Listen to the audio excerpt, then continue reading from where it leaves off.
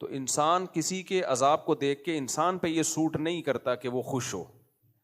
جب کسی علاقے میں آگ لگتی ہے، کچھ برے ہوتے ہیں، کچھ اچھے ہوتے ہیں، تو ہم اس آگ پہ ہرگز خوش نہیں ہیں. اللہ اس آگ کو جلدی بجھا دے. بہت سے بے گناہ لوگ. السلام علیکم، میرا نام ہے ریحان اور آپ کا پھر سے استقبال ہے میرے اس چینل پہ.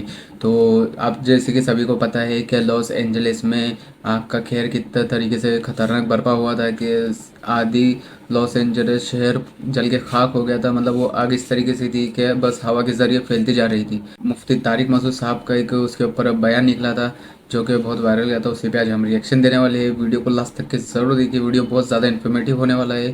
تو بنا کسی دیری کی ویڈیو شروع کرتے ہیں. ویڈیو کے اوریجنل لنک آپ کو میں ڈسکرپشن میں دے دوں گا. دیکھو، کہیں بھی کوئی عذاب آئے یا آگ واگ لگے یا کوئی بھی مصیبت ہو، لوط علیہ الصلوۃ والسلام کی قوم کا عمل ہمارے سامنے ہے. وہ گناہوں میں مبتلا تھی. جب ان پر عذاب کے لیے اللہ نے فرشتے بھیجے تو فرشتوں نے پہلے ابراہیم علیہ السلام کو آ کے خبر دی، ارسلنا الی قوم لوط، ہم قوم لوط کے پاس آئے ہیں اور ان کو تباہ کرنے کے لیے آئے ہیں. تو ابراہیم علیہ السلام نے اس پہ خوشی نہیں منائی تھی. قرآن کہتا ہے یجادلنا فی قوم لوط، ابراہیم علیہ السلام ہم سے جھگڑنے لگے.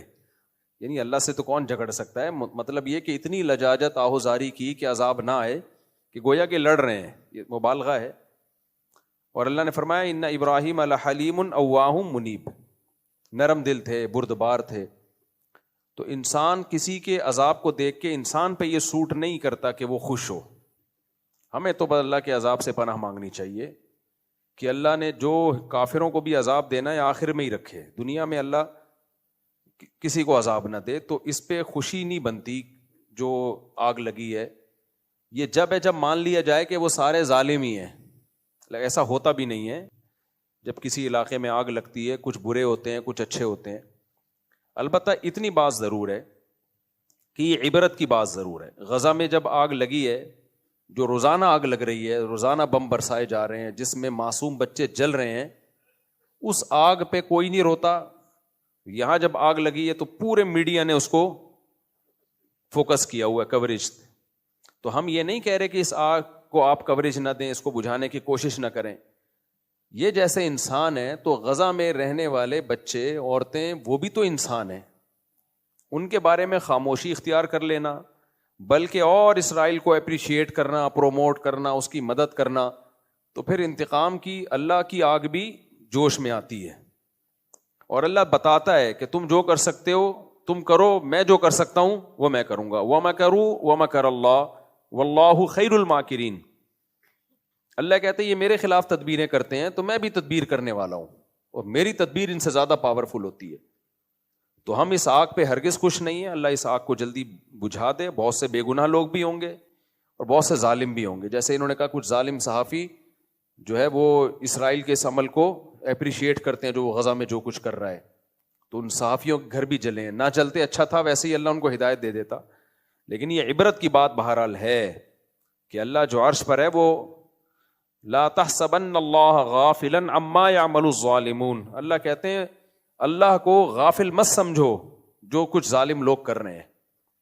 تو اس لیے دنیا کو دونوں آگوں کے خلاف آواز اٹھانی چاہیے، دونوں آگوں کو بجھانے کی کوشش کرنی چاہیے. لاس اینجلس میں جو آگ لگی ہے اس کو بھی بجھانے کی کوشش کریں، لیکن میرے بھائی جو غزہ میں آگ لگی ہوئی ہے نا، اس کو بھی بجھانے کی کوشش کرو. اور اس سے عبرت حاصل کرو کہ ایک آگ اللہ انسان لگاتا ہے اور کچھ آگیں اللہ بھی لگا لیتا ہے. ہم تو حیران ہو رہے ہیں امریکہ جیسے ملک میں آگ لگ کیسے گئی. یورپ، امریکہ، کینیڈا، جاپان، ان ملکوں میں گیا ہوں. آگ سے بچنے کے لیے انہوں نے اتنی تدبیریں اختیار کی ہوئی ہوتی ہیں کہ آپ کی سوچ ہے.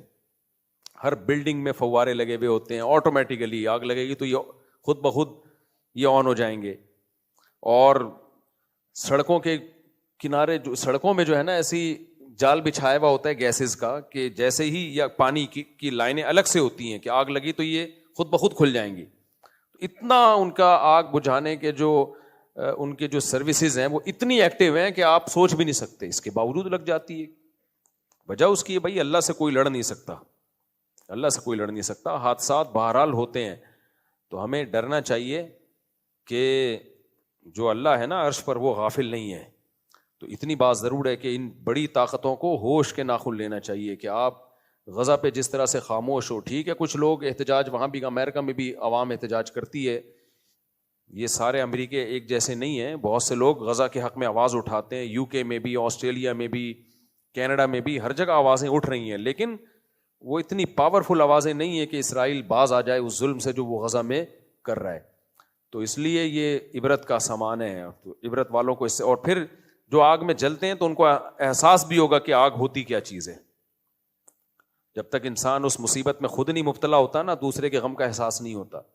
جو اللہ نے ہمیں رمضان میں روزے رکھنے کا حکم دیا اس میں بہت ساری حکمتوں میں ایک حکمت یہ بھی ہے کہ بھوکا رہ کے غریبوں کا احساس ہوتا ہے کہ بھوک کیا چیز ہوتی ہے. تو انفارمیٹیو بیان تھا بہت زیادہ ہی. مفتی طارق مسعود صاحب صحیح کہہ رہے ہیں کہ ہمیں اس چیز کی خوشی نہیں منانا چاہیے, کیونکہ اس میں بہت سے ایسے بھی لوگ ہیں جو فلسطین کے سپورٹ میں تھے, غزہ کے سپورٹ میں تھے جب اسرائیل فلسطین کے اوپر اٹیک کر رہا تھا. تو ہمیں نہیں پتہ ہے کہ کون صحیح ہے کون غلط ہے, اللہ سب سے بہتر جاننے والا ہے. اور یہ جو بھی آزمائش ہوتی ہے, جو بھی عذاب وغیرہ ہوتا ہے, یہ انسان کو سبق سکھانے کے لیے ہوتا ہے کہ انسان اس چیز سے باز آ جائے جو وہ غلط کام کر رہا ہے. یہ تو بہت ہی انفارمیٹیو بیان تھا. ہوپ فلی گائز آپ کو ویڈیو پسند آیا ہوگا. ایسی اور ویڈیوز دیکھنے کے لیے چینل سبسکرائب کریں, بیل آئیکن ضرور دبائیے. اپنا خیال رکھیے, میں ملتا ہوں آپ سے نیکسٹ ویڈیو میں, تب تک کے لیے اللہ حافظ.